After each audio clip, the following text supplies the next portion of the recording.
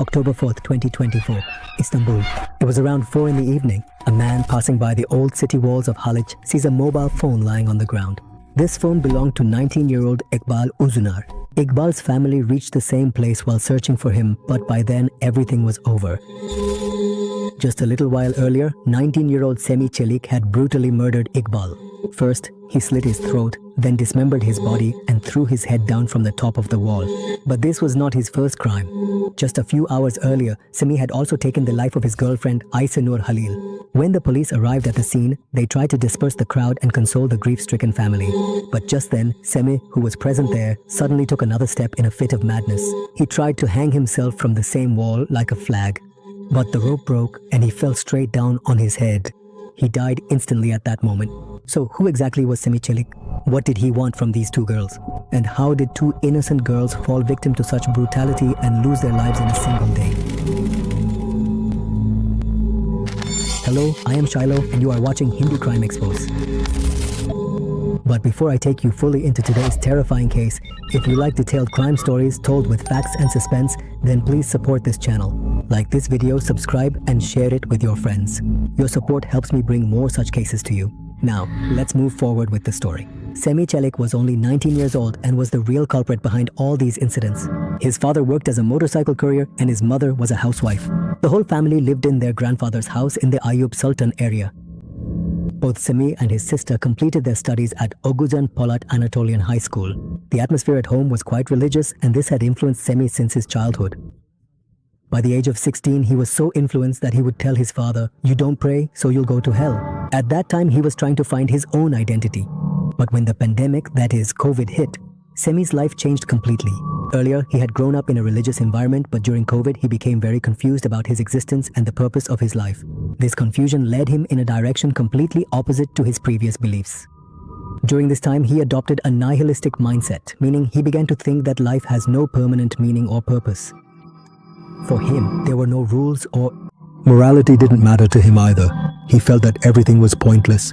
After COVID, he started using drugs and stimulants to cope with his emotions and mental stress. Then, in 2022, he tried to return to religion twice. He even tried to turn back to religion, but his overall mental state and ingrained habits kept consistently troubling him despite all these earnest attempts. After that, he had no other option left for treatment. He was admitted for about 3 weeks at Nuuk Hospital and Istanbul University Çapa Medical Faculty. The doctors prescribed him psychiatric medications, but he never took them. According to the report, even in 2024, he underwent psychological treatment 5 more times. Along with these mental struggles, he also had 5 months of experience as a butcher. He had a personal computer, a very advanced machine, which he kept hidden from everyone, and he locked it with a password. In his room, many demonic and frightening drawings were found. Looking at them, it was indeed quite clear that he also had some knowledge of anatomy. Based on the information we've gathered so far, if we were to create a profile of Semih, we could describe him like this. He was quite introverted, antisocial, meaning he kept his distance from people. He had a personality disorder, was addicted to drugs, and also displayed violent and aggressive behavior. As the story progresses, this profile will become even more detailed. Now let's talk about the relationship between Semih and Iqbal Jr. Çelik and Iqbal Jr. met during their high school days at Ogucan Polat Anatolian. In high school, Iqbal's father was Hasan. Jr. told the police that they met in the first half of their 3rd year of high school. Both studied in the same class and gradually grew closer. According to reports, their relationship later became romantic as well. But Iqbal's family soon felt that Semih's behavior was troubling and not good for Iqbal's mental state. For this reason, Hasan Jr. said that Semih had started harassing their daughter. This caused her to experience mental stress. Semih displayed several unhealthy behaviors, such as sending photos and videos of self-harm, like cutting herself and strangling herself with a rope, and sharing self-made, sending drawings of corpses. This clearly shows that Semih was not mentally stable. Her behavior was quite strange and extremely dangerous, and it also at times seemed rather unsettling. Shows that she had a tendency to find strange satisfaction in hurting herself or being in pain. In 2022, Semih even tried to involve another child. She tried to convince the other child to commit suicide with her, but when the child backed out at the last minute, they didn't go through with it. During this time, she also sent her a video in which she herself expressed a desire to kill her before dying herself. She had expressed this Yes, child. I wanted to say goodbye to you in person. After all, I'm dying now, I'm sorry. For everything you had to endure because of me. But for me, everything was beautiful. Now you don't need to be afraid or worried anymore. It's all completely over now. I sincerely hope that you can now live a completely normal life. But there was something I wanted to tell you. The day you saw me yesterday, actually I had come to kill you. Before dying, I wanted to take a life. And for me, personally, it was very, very important indeed to ensure that everything was absolutely perfect. That the life I took would be yours. I wanted to take your heart and your beautiful eyes. I waited patiently under that tall building and then followed you closely for a full 2 hours. If your routine had been like every other day, you would have died yesterday. God really helped you a lot. I'm glad nothing like that happened and I gave up on my intention. Because if I had truly killed you, I would have started my own personal hell. And you wouldn't have left me alone in hell. You wouldn't have left me alone in hell. That's why I'm dying alone. Goodbye.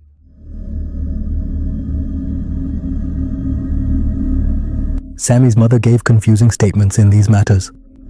Sometimes she would warn Iqbal's family to run and hide, and other times she would say that Iqbal never left her son alone. Now let's talk about the relationship between Semi Çelik and Ayşen Halil. Ayşenur was also a classmate at the same high school. When Semi left school, that is, about a year before the incident, he started a relationship with Ayşenur. According to Semi's father's statement, after breaking up with Iqbal, Semi started dating Ayşenur Halil. Ayşenur would often come to Semi's house and spend time with him. But her family, especially her brother, said that they didn't know Semi's name or about this relationship until the murder happened. According to Semi's father, Ayşenur would usually come to their Yug Sultan house on Mondays and spend time only with Semi from noon until 5 p.m. Ayşenur, who was from the Media and Visual Arts department of the Medical University. She was a second-year student and, according to her brothers, was quite introverted. Her father said that on the day of the incident, she left home saying she was going to the university and they only found out about Semi on the day of the murder. Now let's move to October 4th, 2024.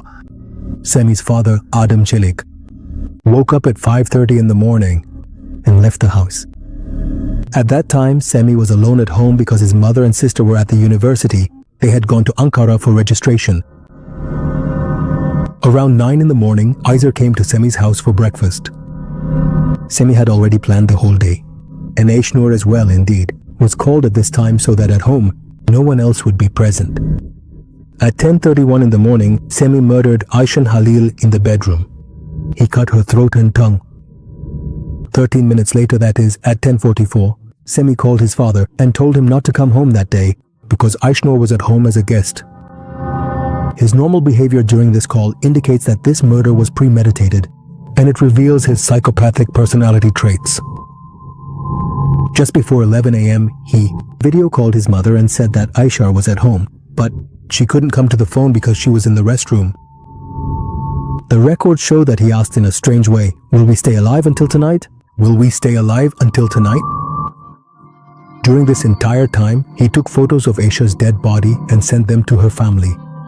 All of this was a premeditated move to provoke the family, to show them the seriousness of the murder, and to draw the police to the scene to buy time for his next crime, an attempt. About 3 hours after Ayşenur's murder, that is, around 1 o'clock, Semi left the house alone. He was carrying a black bag in his hand, which was captured on the security camera. In this bag were the knives he used as a butcher and a garrote or strangulation tool. It was a weapon that he had used in his crimes. After this, he headed towards the city walls of Edirne Kapı. According to the prosecution, Iqbal had met Semi at the city walls of his own free will. It wasn't by force. It's not clear why Iqbal went there. Some people say that Semi and Iqbal often met at the walls, but the family said that they hadn't seen each other for the past 1.5 years. It's possible that Semi, with his cunning, convinced Iqbal to meet that day. At 1:58 p.m., security cameras recorded Iqbal and Semi at the Edirne Kapı walls. They met, and Iqbal was seen following Semi, was seen chasing after him. Between approximately 3:30 and 6 o'clock p.m., Semi killed Iqbal with a knife and cut his body into 6 pieces. The forensic report stated that Semi cut Iqbal's body like an expert butcher. Some organs and pieces were found on the wall, were thrown down from the wall, while some remained above. When Iqbal's mother called her daughter's number, a man answered and said that Iqbal was safe. Semi's DNA was not found under Iqbal's fingernails, and Iqbal did not even call out for help. This means she did not try to save herself. Immediately after killing the child, Semi put a rope around his neck. He tried to hang himself, and in the video footage, someone can be seen standing behind him. Later, the police identified the person as Ghoster Nikala, who tried to stop him from committing suicide. He didn't truly know that Semi had already meticulously planned absolutely everything in his cunning mind. Semi genuinely wanted his very own suicide a spectacle. He wanted to hang from the walls like a flag, but the rope couldn't bear his weight, and as soon as it broke, he fell straight down. He died instantly from the fall. At the same time the police arrived at Semi's house, they sealed off the crime scene on the city walls and sent the bodies to the Forensic Institute. After the police, a check of the database revealed that there were 2 missing person reports filed against Semi, and 1 previous suicide attempt had also been recorded. The forensic report also showed some confusion, such as the absence of any defensive wounds, no signs of Semi's DNA on the victims' bodies, and no evidence of drugs in their blood. This led to 3 possible scenarios. First, both girls died at Semi's hands of their own free will. Semi cleverly convinced them to accept his words. Or using his extensive knowledge of human anatomy and considerable expertise as a skilled butcher, Semi may have suddenly attacked and quickly subdued them. Semi's calm and thoroughly calculated method of committing the crime led some experts, such as forensic specialists, doctors Mehmet, Gore and Gul, to call him a psychopath. But further investigation revealed that his depression, negative thinking and impulsive actions made him more of a sociopath. In this case, we are confronted with a terrifying reality: how mental distress, violent tendencies, and the weak security system of society can together destroy innocent lives. Semi Çelik not only took the lives of 2 girls, but also inflicted deep trauma on their families and the entire community. According to forensic and police reports, clear the crime was fully premeditated. His overall mental state, his drug use, and his various deep-seated personal troubles were making him not only dangerous to himself, but also to others. This case also reminds us that women's safety cannot depend solely on laws. Society, families, and institutions must come together to spread awareness, recognize risks, and offer help in time. We must remember that safety, awareness, and collective responsibility are the only ways to prevent such tragedies. What are your thoughts on this case? Be sure to share your opinion in the comments section. I read every comment. That's all for today's story. I'll return with a new story next time. Until then, take care. Namaskar.